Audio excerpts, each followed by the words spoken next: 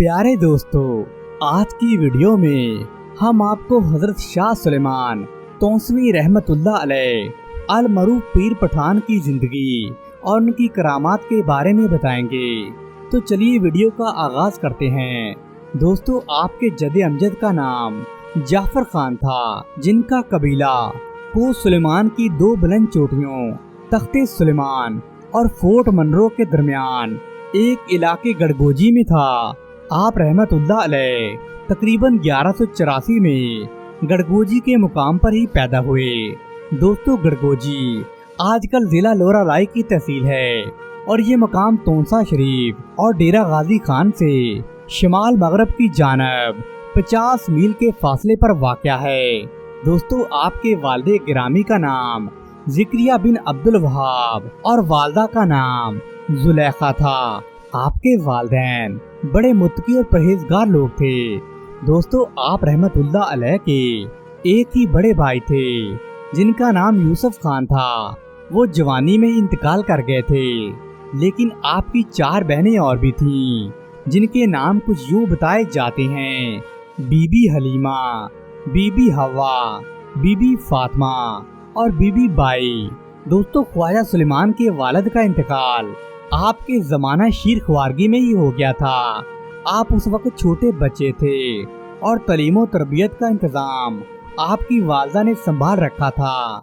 जब आप 4 साल के हो गए तो आपकी वालदा मोहतरमा ने आपको हिफ्ज़े कुरान के लिए अपने इलाके के मौलवी यूसुफ जाफर खानी के सुपुर्द कर दिया। दोस्तों, मौलवी यूसुफ गड़गोजी में एक छोटी सी मस्जिद में पढ़ाया करते थे। उनसे आपने कुरान मजीद के पहले 15 पारे हिफ्ज़ किए और आखिरी 15 पारे आपने एक और बुजुर्ग हाफिज साहब की खिदमत में रहकर हिफ्ज़ किए। हाफिज साहब जाफर खानी कबीला से ताल्लुक रखते थे और वो गड़गोजी में ही पढ़ाया करते थे। दोस्तों, कुरान मजीद के बाद आपने फारसी ज़बान की तालीम भी हासिल की। क्योंकि हाफिज साहब फारसी ज़बान के आलम नहीं थे, इसलिए मजीद फारसी की तालीम के लिए उन्होंने आपको तोंसा डेरा गाजी खान जाने का मशवरा दिया। दोस्तों, तोंसा उस वक्त एक मुख्तसर सी बस्ती हुआ करता था। वहाँ पर मियाँ हसन अली एक मशहूर मस्जिद में पढ़ाया करते थे जो बगी मस्जिद के नाम से मशहूर थी। दोस्तों, बगी पंजाबी ज़बान का लफ्ज़ है जिसका मतलब है कि सफ़ेद रंग। आपने उस मस्जिद में मियाँ हसन साहब से पढ़ाई शुरू कर दी। आप कुछ अरसा मियाँ हसन अली के पास पढ़ने के बाद तोंसा के एक और इलाके लौंग में चले गए। दोस्तों, ये मकाम तोंसा से 5 कोस के फासले पर दरियाए सिंध के मशरकी किनारे पर वाक़या है। यहाँ एक मस्जिद में एक और अजीम बुजुर्ग मियाँ वली मोहम्मद दरस दिया करते थे। हजरत ख्वाजा ने उन्हीं से फारसी की तालीम हासिल की। और दोस्तों, उसी जमाने में पंजनद के करीब कोट मिठन के मुकाम पर हजरत काजी मोहम्मद आकल चिश्ती रहमतुल्लाह अलैह ने एक दारुल उलूम बना रखा था जहां उलूम अरबिया की तालीम दी जाती थी। काजी साहब के बड़े बेटे काजी अहमद अली इस दारुल उलूम के सदर मदारस थे। चुनाचे ख्वाजा मोहम्मद सुलेमान तौसी भी अरबी तालीम के हसूल के लिए कोट मिठन की तरफ तशरीफ ले गए। जब आपका दारुल उलूम में दाखिला हुआ तो आपने अरबी ज़बान को फसाहत व बलागत के साथ हासिल किया और इसी तरह आपने दीनी उलूम को मुकम्मल तौर पर हिफ्ज़ कर लिया।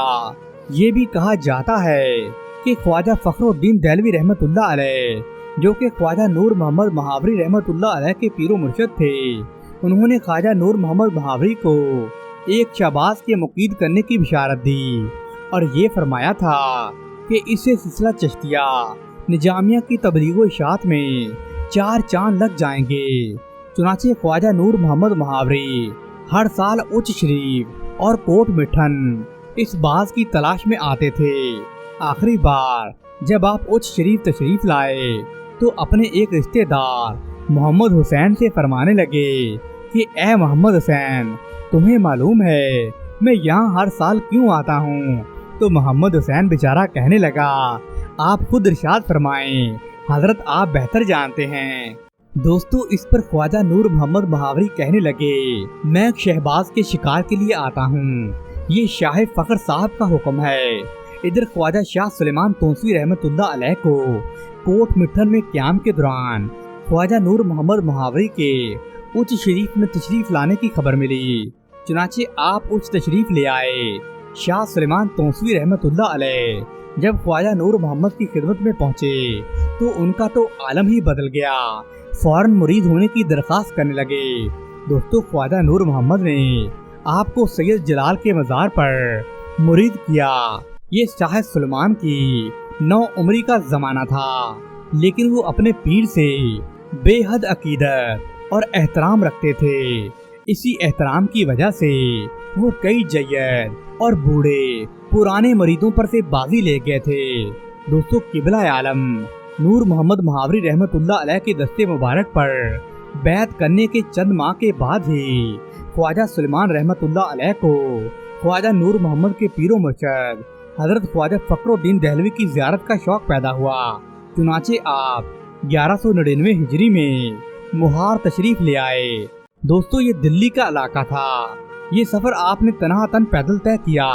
बरास्ता अजमेर से दिल्ली पहुँचे। दिल्ली पहुँचने पर मालूम हुआ कि 2 रोज कबल ही आपके पीरो मुर्शद हजरत ख्वाजा फखरुद्दीन का इंतकाल हो चुका है। दोस्तों, आप रहमतुल्लाह अलैह 40 रोज तक ख्वाजा फखरुद्दीन के मज़ार पर रहे।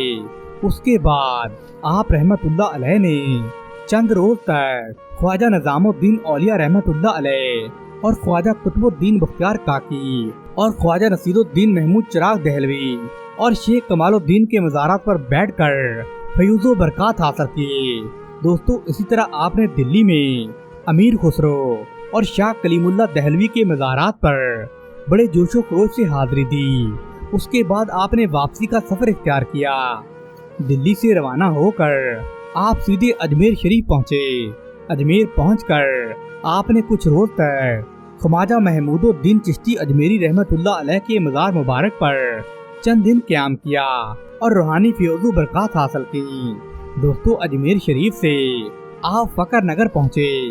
आप मुख्तलिफ मुकामात से गुजरकर 1199 हिजरी में वापस मुहार शरीफ पहुँच गए। दोस्तों, दिल्ली के इस तवील सफर में आप रहमतुल्लाह अलैह ने बयान किया कि औलिया कराम की रूहानियत से मैंने जी भरकर फैज़ हासिल किया है और मैंने दरवेशों से रूहानी फैज़ व बरकत हासिल किए हैं। उनमें मियाँ शमसुद्दीन, जो कि खलीफा हजरत ख्वाजा फखरुद्दीन दहलवी हैं, उनका नाम सहरे फरिश्त है। दोस्तों, वापसी के दौरान आपने अली मोहम्मद खान खलीफा शाह इज़्ज़तुल्लाह नक्शबंदी से मुलाकात भी की। दोस्तों, ख्वाजा शाह सुलेमान उर्फ पीर पठान रहमतुल्लाह अलैह नूर महावरी के पास रहते हुए रियासतों मुजाहदात में बहुत सारा वक्त बिताते थे। चुनाचे हजरत ख्वाजा नूर मोहम्मद महावरी ने तरीका चिश्तिया के मखसूस अज़कार आपको सिखा दिए थे। हस्बे इरशाद मुर्शिद ख्वाजा शाह सुलेमान तोसवी मुहार शरीफ की एक छोटी सी मस्जिद में मुकीम होकर दिन रात अल्लाह ताला की इबादत में मसरूफ रहते थे और हजरत ख्वाजा नूर मोहम्मद महावरी रहमतुल्लाह अलैह ने अपने लंगर के मुंतज़िम आला हाजी गुलाम रसूल को हुक्म दिया था कि मोहम्मद सुलेमान को खाना बहुत कम दिया जाए और सर्दियों में भी बड़ी मामूली किस्म का बिस्तर दिया जाता था, ताकि आप ख्वाबे गफलत में रहकर अपने असली मकसद से महरूम न रह जाएं। दोस्तों, उसी दौरान पीर पठान की खबरगिरी के लिए कभी कभी आपके पीरो मुर्शद ख्वाजा नूर मोहम्मद महावरी भी तशरीफ लाते थे। एक अरसे तक आप शब रोज इबादत और रियाजत में मशगूल रहने की वजह से आप पर मोहब्बत इलाही का गलबा पैदा हो गया।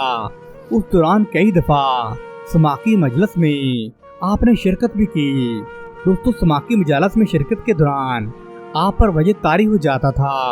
बाज़ औक़ात घंटों आप बेखुदी और बेहोशी की हालत में ही पड़े रहते थे। एक रोज आपके पीरो मुर्शद ख्वाजा नूर मोहम्मद महावरी ने फरमाया कि इस लड़के ने हमसे मार्फत के हसूल हासिल कर लिए हैं और इसने ये करके हमें हैरान कर दिया है। अल्लाह ताला ने इसको वसी हाफ़ज़ा अता किया है। जो कुछ ये याद करता है उसे फौरन हिफ्ज़ कर लेता है। दोस्तों, काफ़ी अरसा तक शाह सुलेमान को कोई खबर नहीं मिली कि आपकी वालदा को आपकी बड़ी फिक्र रहती है। चुनाचे बेटे की तलाश में वो गड़गोजी से सोकर तशरीफ ले आईं। जहाँ भी बेटे का कुछ पता नहीं चला तो अपने दामाद को तलाश करने के लिए उन्होंने आगे भेजा और वो तलाश करते करते आखिर शाह सुलेमान और पीर पठान रहमतुल्लाह अलैह से जा मिले। वालदा की इस्तराब और बेचैनी की दास्तान सुनकर ख्वाजा सुलेमान पीरो मुर्शिद से इजाजत लेकर वालदा के पास आ गए। दोस्तों, उसके बाद आपका ये दस्तूर बन गया था कि 1 महीना आप मुहार शरीफ में रहते थे और कुछ दिनों के लिए अपने घर अपनी वालदा से मिलने आ जाते थे। दोस्तों, ख्वाजा पीर पठान रहमतुल्लाह अलैह को अपने पीरो मुर्शिद ख्वाजा नूर मोहम्मद से बड़ा इश्क था। उनसे जुदा होते वक्त आपकी परेशानी और बेचैनी देखने वाली होती थी। आप अक्सर पैदल ही मुहार शरीफ के लिए निकल जाते थे।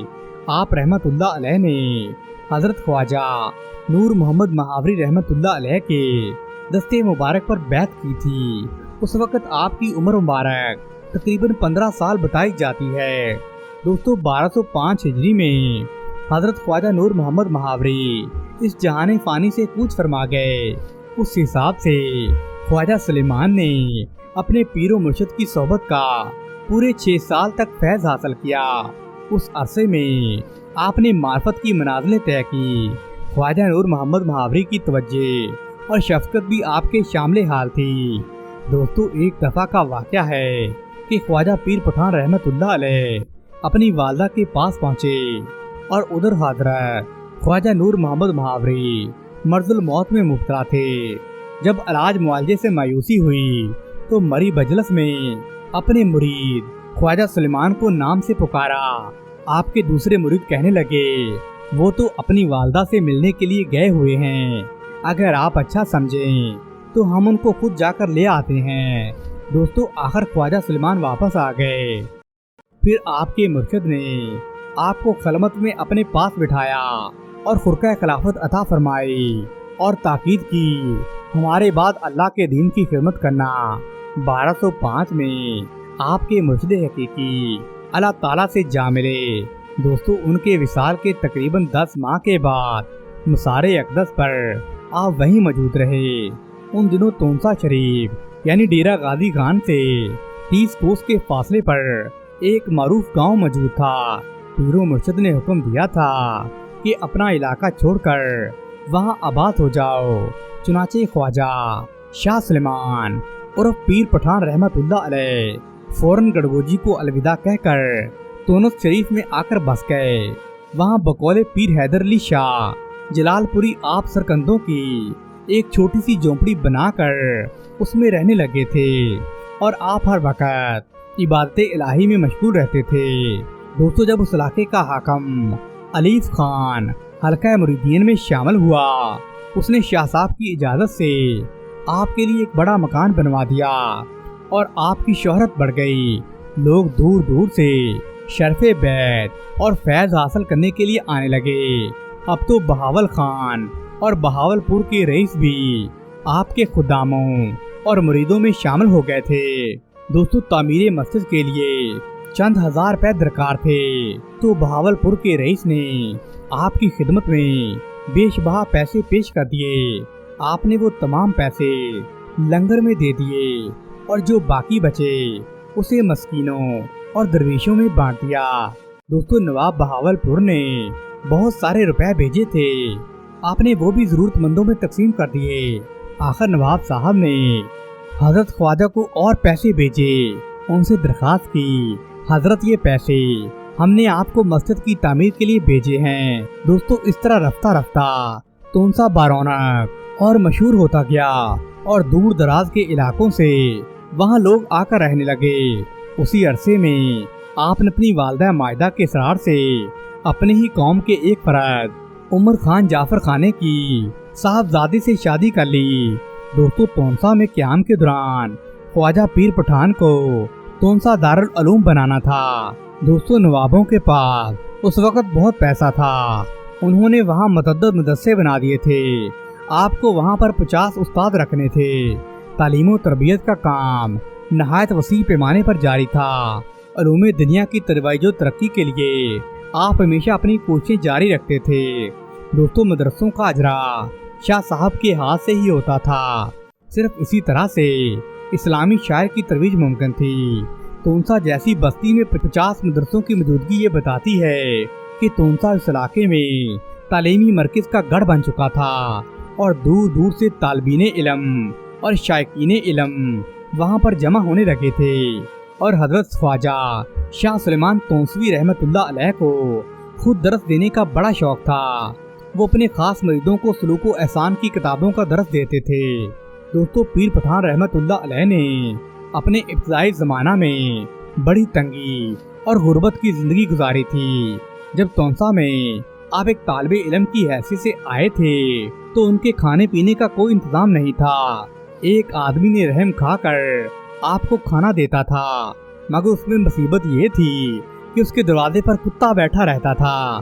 خواجہ صاحب جب بھی کھانا لینے جاتے تو اس انتظار میں کھڑے رہتے کہ شاید کتا ادھر سے ہٹ جائے تو وہ کھانا لے لیں، لیکن دوستو وہ کم وقت کتا دروازے کے آگے ہی بیٹھا رہتا تھا۔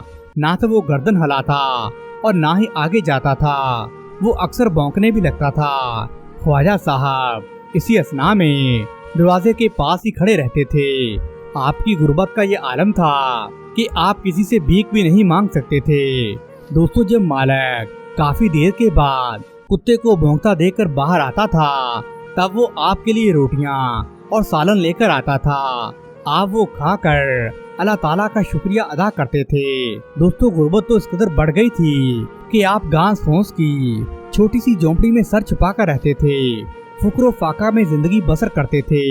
دوستو، گڑگوجی میں آپ کی کچھ زمین بھی تھی، لیکن خواجہ نور محمد مہاوری کے ارشاد کے مطابق آپ نے اسے ویسے ہی چھوڑ دیا تھا۔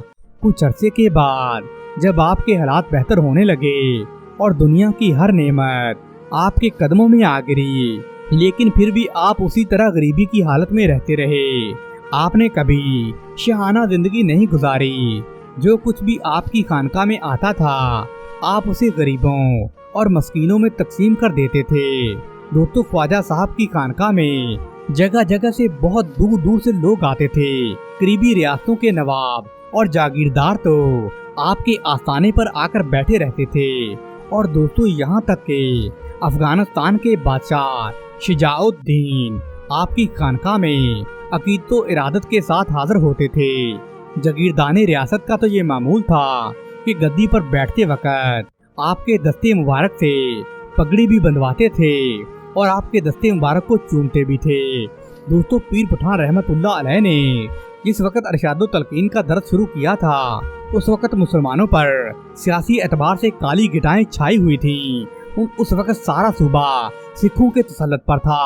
مغلیہ سلطنت تقریباً ختم ہو چکی تھی، انگریزوں کا دور دورہ چل رہا تھا۔ دوستو، ہندوستان کی تاریخ کا یہ عبوری دور تھا۔ ایک حکومت ختم ہوتی تھی تو دوسری حکومت بیٹھ جاتی تھی۔ خواجہ پیر پٹھان نے اتنے مشکل دور میں مسلمانوں کی دین و اصلاح کا بیڑا اٹھایا۔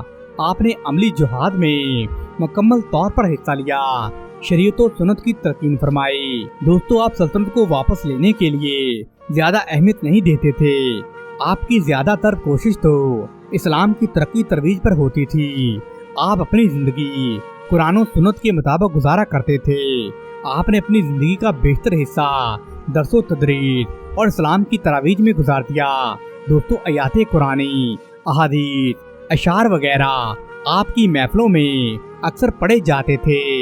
دوستو، زمانے میں پنجاب کے لوگ بڑے گمراہ تھے اور ان کے پاس اسلام کی روشنی نہیں پہنچی تھی۔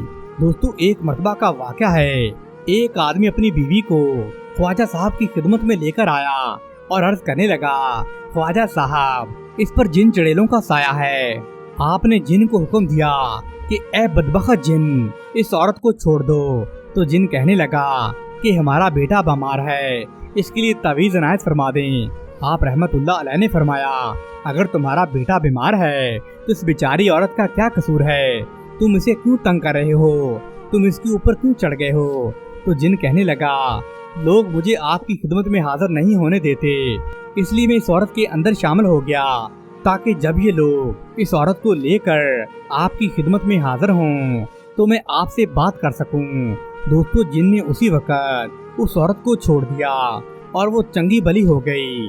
آپ نے جن کے لڑکے کے لیے بھی ایک تعویذ عنایت فرمایا اور وہ تندرست ہو گیا۔ دوستو، لوگوں نے آپ سے ایک سردار کے ظلم و ستم کی شکایت کی۔ آپ نے سردار کو نصیحت کی کہ اللہ تعالیٰ کے قہر سے ڈرو۔ اس کے جواب میں سردار بڑے غصے میں آ گیا اور آپ سے گستاخی کرنے لگا۔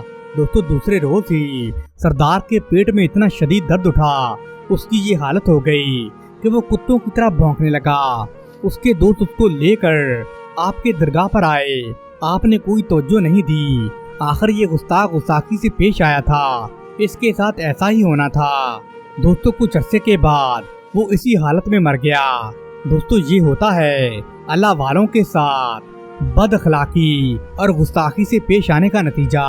دوستو، اس وقت کے نواب بہاول پور اور عصمت اللہ خان والی سانگر کی لڑکی سے شادی کرنے کے لیے بے چین تھے۔ آپ نے نواب بہاول پور کو اس شادی سے منع فرمایا اور کہنے لگے شادی کا نتیجہ اچھا نہیں ہوگا، یا تو تم مر جاؤ گے یا تمہاری سلطنت ختم ہو جائے گی۔ مگر نواب صاحب تو اس لڑکی کے عشق میں گرفتار تھے۔ وہ کہنے لگے میں تو اسی سے شادی کروں گا، ورنہ میں ساری عمر کنوارا ہی بیٹھا رہوں گا۔ دوستو، آخر نواب صاحب نے اپنی ضد پوری کی اور اس لڑکی سے شادی کر لی۔ چنانچہ 1 سال کے اندر ہی نواب اور بہاول پور انتقال کر گئے۔ دوستو، خواجہ صاحب پیر پٹھان ایک مرتبہ اپنے پیر و مرشد کے مزار پر فاتح خوانی کے لیے سانگڑ جا رہے تھے کہ رستے میں دریا میں طوفانی آ گئی۔ ملتان میں حکومتی کرندوں نے آپ کی کشتیاں ضبط کر لیں۔ آپ نے فرمایا ہم کوئی چور ڈاکو نہیں ہیں، ہم تو اللہ تعالیٰ کے بندے ہیں۔ ہم اپنے پیر و مرشد کے پاس ان کے مزار پر جا رہے ہیں، ہمیں جانے دیا جائے، ہمیں تنگ نہ کیا جائے۔ دوستو، اس طرح سے ان لوگوں نے آپ کو پہچان لیا اور آپ کو چھوڑ دیا۔ دوستو، کہا جاتا ہے کہ اس دریا میں اس قدر طغیانی اور طوفان تھا، لیکن پھر بھی آپ رحمت اللہ علیہ اور آپ کی پوری جماعت بڑی آسانی سے دریا کو پار کر گئی۔ دوستو، آپ رحمت اللہ علیہ 1260 ہجری میں وفات پا گئے۔ یہ سفر کا مہینہ تھا۔ نواب بہاول پور نے 70,000 روپے خرچ کر کے سنگ مرمر کا عالی شان مقبرہ تعمیر کروایا۔ دوستو، خواجہ پیر پٹھان کے 2 ہی بیٹے تھے، خواجہ گل محمد اور خواجہ دویش محمد۔ آپ کی حیات مبارکہ ہی میں وہ وصال فرما گئے تھے، اس لیے آپ کے بعد آپ کے پوتے خواجہ علی بخش مسند نشین ہوئے۔ دوستو، پیر پٹھان رحمت اللہ علیہ 22 سال کی عمر میں سجادہ مشکیت پر جلوہ فروز ہوئے تھے اور 84 سال کی عمر تک آپ اسلام کی تلقین فرماتے رہے۔ دوستو، آج بھی آپ کے مزار مبارک پر لاکھوں کی تعداد میں پورے پاکستان اور گرد و نواح سے مریدین آتے ہیں اور عقیدت کے نذرانے پیش کرتے ہیں اور اپنی مرادوں کو بھر لاتے ہیں۔ دوستو، اللہ تعالیٰ سے دعا ہے کہ اللہ تعالیٰ پیر پٹھان رحمت اللہ علیہ پر اپنی خاص فیض و برکات نازل فرمائیں۔ شہر بغداد میں تاجدار اولیاء شیخ عبد القادر جیلانی رحمت اللہ علیہ بیان فرما رہے تھے، تا حد نگاہ عوام کا ٹھاٹھے مارتا سمندر تھا۔ تقریباً 70,000 افراد کا مجمع تھا۔ لوگ دور دراز سے آپ رحمت اللہ علیہ کا واعظ سننے کے لیے یہاں پر حاضر ہوئے تھے۔ آنے والوں میں مسلمان، یہودی، عیسائی، بلکہ ہر مذہب و ملت کے لوگ شامل تھے، کیونکہ آپ کا واعظ ہر مذہب و ملت اور ہر طبقے کے لوگوں کے لیے مشعل راہ ہوتا تھا۔ حضور غوث پاک کا درس روحانیت، اصلاح نفس اور اصلاح اعمال پر مشتمل ہوتا تھا۔ وہ دن بغداد کی تاریخ کا ایک سنہرا دن سمجھا جاتا تھا۔ حضور غوث پاک بغداد شہر سے باہر عیدگاہ میں اپنے نشست پر جلوہ فروز ہو کر حکمت و دانش کے موتی لٹا رہے تھے۔ آپ رحمت اللہ علیہ کے کلام کی تاثیر سے اکثر لوگوں پر وجد کی کیفیت طاری ہو جاتی تھی۔ بعض لوگ تو جوش الہی میں آ کر اپنے کپڑے تک پھاڑ دیتے تھے، بعض بے ہوش بھی ہو جاتے تھے۔ اس دن بھی کچھ ایسا ہی منظر تھا۔ اسی واعظ کے دوران ایک عیسائی راہب مجلس میں داخل ہوا اور حضور غوث پاک کے سامنے خاموشی سے بیٹھ گیا۔ عیسائی راہب کے ذہن میں دین اسلام کی حقانیت اور پیغمبر خدا حضرت محمد صلی اللہ علیہ وسلم کی ختم نبوت کے بارے میں کئی سوالات تھے۔ اس نے سن رکھا تھا کہ कि हुजूर गौस पाक की मजलिस में हजारों यहूदियों और ईसाइयों को अपने सवालात के तसल्ली बख्श जवाबात मिले हैं। चनाचे वो मौके की तलाश में था कि कब हुजूर गौस पाक अपने वाज का सिलसिला खत्म करें तो वो आपसे सवालात कर सके। भल आकर थोड़ी देर के बाद हुजूर गौसे पाक की पुरसूस तकरीर खत्म हुई। मजलिस खत्म होते ही लोग चश्मे पुरनम अपने घरों को लौटने लगे। सरकार गौसे आजम अभी स्टेज पर ही मौजूद थे कि इतने में ईसाई आ गया और कहने लगा, हुजूर मैंने आपसे चंद सवालात करने हैं, अगर आप इजाजत दें तो मैं अर्ज करूं क्या? दोस्तों, सरकारे बगदाद ने फरमाया, तुम्हें पूरा हक हासिल है, तुम जो भी सवालात पूछना चाहते हो जरूर पूछो। अब ईसाई राहब कहने लगा, हमारे नबी हजरत ईसा अलैहिस्सलाम को पैगम्बर इस्लाम पर फजीलत हासिल है। दोस्तों, सैयदना शेख अब्दुल कादिर जिलानी रहमतुल्लाह अलैह फरमाने लगे, तुम्हारे बकौल अगर हजरत ईसा अलैहिस्सलाम को हुजूर नबी करीम पर फजीलत हासिल है तो इस पर तुम अपनी कोई आयत सुनाओ या कोई दलील पेश करो। दोस्तों, ईसाई राहब इंतहाई जोशीले लहजे में कहने लगा, मेरी दलील ये है कि अल्लाह पाक ने ईसा अलैहिस्सलाम को ये मौजज़ा अता फरमाया था कि आप अलैहिस्सलाम मुर्दों को जिंदा कर दिया करते थे, मगर आपके पैगम्बर इस्लाम ने ऐसा कोई मौजज़ा जाहिर नहीं किया।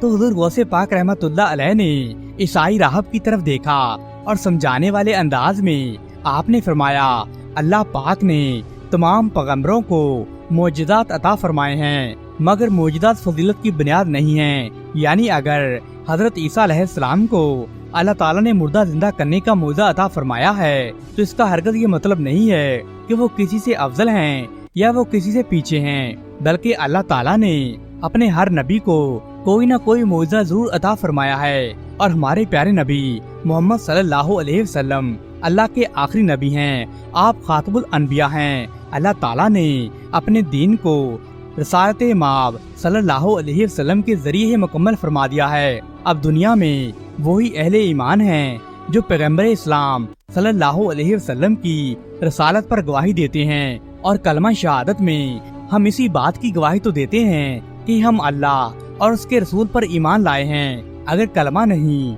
तो ईमान मुकम्मल नहीं। दोस्तों, ईसाई राहब हुजूर गौसे पाक की बात को सुन ही नहीं रहा था। उसने कहा, मैं ये बात तो मानता हूँ कि आपके पैगंबर यूँ तो बेशुमार मौजज़ात के मालिक थे, लेकिन उन्होंने किसी मुर्दे को अब तक जिंदा नहीं किया। जब हुजूर गौसे पाक ने ईसाई राहब के मुंह से ये अल्फाज सुने तो आप गुस्से में आ गए। आप रहमतुल्लाह अलैह खामोशी से उसके करीब आए और कहने लगे, तुम मुझे बस इतना बताओ, क्या तुम्हारा कोई अजीज बगदाद में दफन है? दोस्तों, ये सुनकर वो ईसाई चूक गया और थोड़ी देर के बाद जब वो कुछ संभला तो उसने कहा कि मेरे बाप की कब्र इसी शहर में है। बगदाद के ईसाई कब्रिस्तान में मेरे बाप को दफन किया गया है। दोस्तों, हुजूर गौसे पाक रहमतुल्लाह अलैह फरमाने लगे, मैं तेरे बाप की कब्र देखना चाहता हूँ। ईसाई राहब हुजूर गौसे पाक की गुफ्तगू का मौजू समझने से कासिर था। उसे वक्ती तौर पर आपकी बात समझ नहीं आई। बहरहाल उसने अपने बाप की कब्र की निशानदेही की। उसके बाप की कब्र नजदीक ही ईसाई कब्रिस्तान में मौजूद थी। हुजूर गौसे पाक फरमाने लगे, मुझे उस कब्रिस्तान में ले चलो जहाँ तुम्हारे बाप की कब्र है।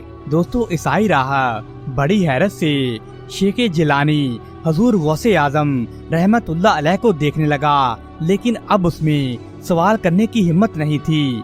वो आप रहमतुल्लाह अलैह को लेकर उस कब्रिस्तान में पहुंच गया जहां उसका बाप दफन था। हुजूर गौसे पाक ने उस ईसाई राहब से फरमाया, क्या तू अपने बाप से गुफ्तगू करना चाहता है? तो ईसाई राहब ने मजाक वाले लहजे में कहा, ये कैसे मुमकिन है? हुजूर गौसे पाक ने कब्र की तरफ इशारा करते हुए फरमाया, ऐ मुर्दे, अल्लाह के हुक्म से खड़ा हो जा। दोस्तों, सरकारे बगदाद रहमतुल्लाह अलैह का हुक्म सुनते ही वो कब्र फौरन से फट गई। ये मंजर देखकर ईसाई राहब के तो हवास ही गुम हो गए। वो पहले ही सरकार गौसे आजम के सामने सवाल जवाब करने की ताकत नहीं रखता था। आप रहमतुल्लाह अलैह ने जब उससे कलाम शुरू किया तब से वो हैरत में था। अब जो उसने मंजर देखा तो उसके तो होश ही गुम हो गए। उसने कब्र में देखा तो उसका बाप ताबूत में जिंदा बैठा हुआ था। हुजूर गौसे पाक ने दोबारा ईसाई आलम को मुखातब करके कहा, जो कुछ पूछना चाहता है अपने बाप से पूछ ले। दोस्तों, ईसाई राहब हैरत और सकूत के आलम में खड़ा था। उसकी जुबान तो जैसे बंद ही हो गई थी।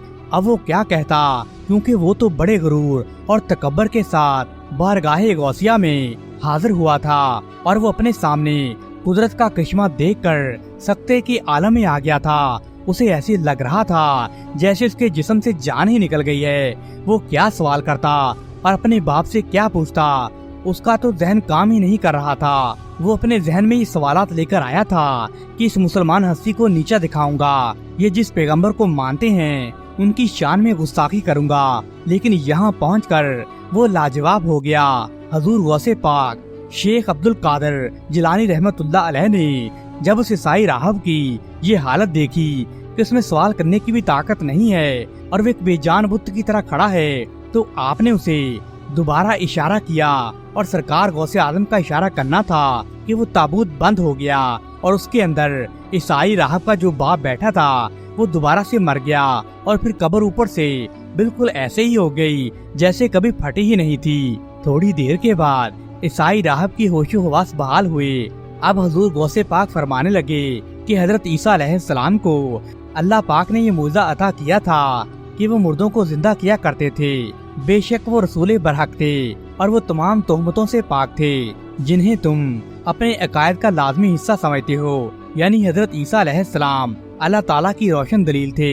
उनकी पाकीज़ा माँ हजरत मरियम अलैहिस्सलाम पर जितने इल्जामात लगे थे वो बिल्कुल गलत थे। उन्होंने अपनी माँ की गोद में इस हालत में बोलना शुरू कर दिया जिस हालत में कोई भी बच्चा बोल नहीं सकता था। उन्होंने उस हालत में बोलकर अपनी वालिदा मोहतरमा की पाकीज़गी की गवाही दी थी।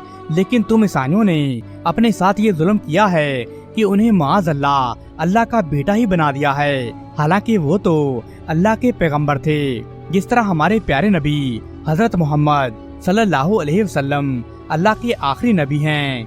हजरत ईसा अलैहिस्सलाम हजूर सल्लल्लाहु अलैहि वसल्लम से पहले आने वाले नबी हैं। हजरत ईसा की रिसालत पर गवाही हमारे ईमान का लाजमी हिस्सा है।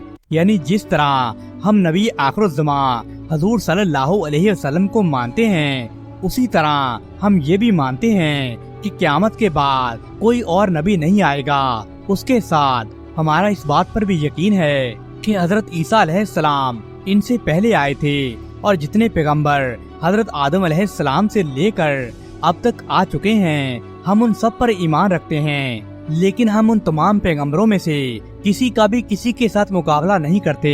अल्लाह ताला ने पैगंबर इस्लाम हजरत मोहम्मद मुस्तफ़ा सल्लल्लाहु अलैहि वसल्लम की उम्मत में आपके गुलामों को ये ताकत अता फरमाई है कि वो ये काम अल्लाह ताला के हुक्म से कर सकते हैं। यानी अल्लाह के वली अल्लाह के हुक्म से मुर्दों को जिंदा करने का फरीजा इंजाम दे सकते हैं। अल्लाह ताला जिसको चाहे उसको ये ताकत अता कर सकता है।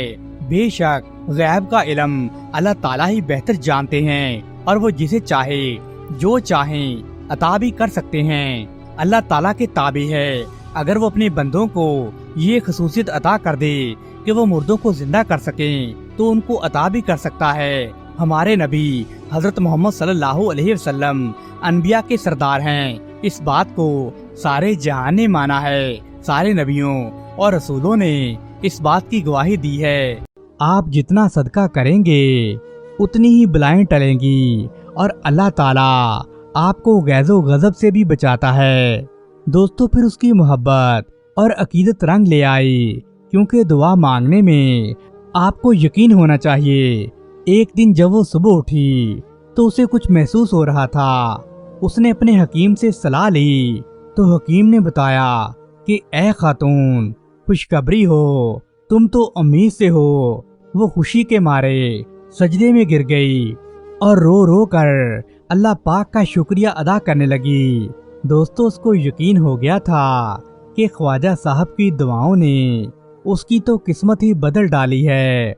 वो बड़ी खुश हुई और अपनी सहेली के घर गई। उसने बताया कि मैं उम्मीद से हूँ, तुम्हें यकीन आ रहा है मेरी बात सुनकर। मैं तो बाँझ थी, लेकिन अल्लाह ताला ने मुझे ये खुशी दे दी है। اس کی سہیلی کہنے لگی، میں نہ کہتی تھی جو دنیا سے نہیں ملتا وہ خواجہ صاحب کے در سے ملتا ہے، وہاں پر تو کرشمے ہوتے ہیں۔ وہ بڑی خوش تھی اور اللہ تعالیٰ سے دعا کرتی تھی کہ یہ خوشی اس سے کبھی نہ چھینے۔ دوستو وہ نمازی اور پرہیزگار عورت بن چکی تھی، وہ 5 نمازوں کی عادی بن گئی تھی۔ وہ ہر وقت قرآن پاک کی تلاوت کرتی تھی اور صدقے خیرات بھی کرتی تھی تاکہ اس کی عبادت کے اثر سے اس کے ہاں نیک اور صالح اولاد پیدا ہو۔ دوستو دیکھتے ہی دیکھتے 9 مہینے کا عرصہ گزر گیا، پھر اس کے گھر میں ایک چاند سے حسین بیٹے نے جنم لیا۔ وہ پیارا سا خوبصورت بیٹا خواجہ صاحب کی دعاؤں کا نتیجہ تھا، ان کی دعاؤں کا ہی ثمر تھا۔ ہر کوئی جانتا تھا کہ اس بے اولاد عورت کو اجمیر شریف سے یہ تحفہ ملا ہے۔ دوستو دیکھتے ہی دیکھتے یہ بات پورے ہندوستان میں آگ کی طرح پھیل گئی کہ خواجہ صاحب کی دعاؤں سے ایک بانجھ عورت کو ایک بیٹا نصیب ہوا ہے اور وہ صاحب اولاد ہو گئی ہے۔ اللہ تعالیٰ نے اس کی مرادیں سن لی ہیں۔ دوستو یہ سن کر تمام اولاد کے خواہش حضرات خواجہ صاحب کے در پر حاضری دینے لگے۔ دوستو ایک دن وہ عورت اپنے بچے اور سہیلی کے ساتھ خواجہ غریب نواز کی درگاہ میں آتی ہے، کیونکہ اس نے شکرانہ مانا ہوا تھا کہ جس دن میرے ہاں اولاد ہوگی میں اجمیر شریف آ کر ایک بہت بڑی دیگ پکواؤں گی اور تمام فقیروں، غریبوں، مسکینوں اور بیواؤں کو کھانا کھلاؤں گی۔ دوستو وہ عورت اجمیر شریف پہنچ گئی اور وہ اپنے بچے کے دنیا میں آنے سے خواجہ غریب نواز کا بڑا شکریہ ادا کر رہی تھی۔ اس نے شکرانے کی نماز ادا کی۔ اب وہ بچہ خواجہ صاحب کی درگاہ سے ملا ایک تحفہ ہی تھا، اس پر خواجہ صاحب کی خاص نگاہ کرم تھی۔ دوستو وہ دونوں سہیلیاں گود میں بچے کو اٹھا کر دیگ کے پاس ہی کھڑی تھیں جس دیگ میں کھانا پکایا جا رہا تھا کہ اچانک ان کے ہاتھوں سے بچہ اچھل کر پکتی ہوئی گرم دیگ میں جا گرا۔ وہ عورتیں تو چیخیں مارنے لگیں، ماں کا کلیجہ منہ کو آ گیا، کیونکہ گرم گرم دیگ میں ابھی کھانا پک رہا تھا اور اتنی بڑی دیگ میں آگ بہت تیز جلائی ہوئی تھی۔ اگر آگ بجھا بھی دی جاتی تو کھانا پھر بھی بہت گرم تھا اور اس کھانے کی تپش وہ معصوم سا چھوٹا بچہ کبھی برداشت نہیں کر سکتا تھا۔ دوستو 1000 کوششیں کی گئیں لیکن وہ بچہ دیگ سے باہر نہیں نکالا جا سکا۔ کوئی نیچے اتر کر اسے اٹھا نہیں سکتا تھا کیونکہ دیگ میں کھانا بہت گرم تھا۔ اس بیچاری ماں کا تو کلیجہ پھٹا جا رہا تھا۔ اس نے خواجہ غریب نواز المعروف خواجہ معین الدین چشتی رحمت اللہ علیہ کو پکارا، اے خواجہ صاحب یہ بچہ آپ کی امانت ہے، یہ آپ کی دعاؤں کا ہی اثر ہے، میری دعا ہے کہ اس بچے کو مجھ سے چھینا نہ جائے۔